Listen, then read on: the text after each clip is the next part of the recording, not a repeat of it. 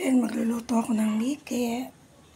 Lagyan ko ng okra at saka beans.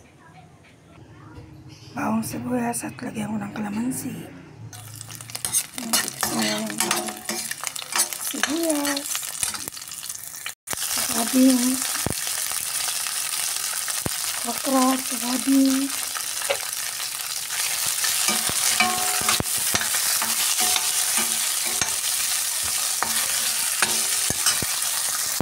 Linagay ko yung sabaw na hipon.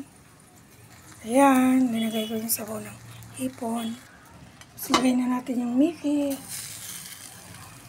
Pinakulo ko muna yung kanton. Pinakulo ko muna yan kasi tinanggal ko yung alat at saka taba. Kasi mamantika yan eh.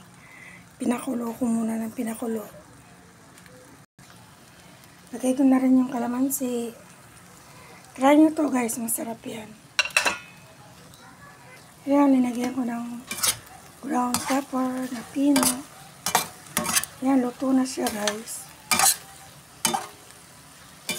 Sarap yan guys, try nyo. Baka, ayan, pinapalambot ko muna siya.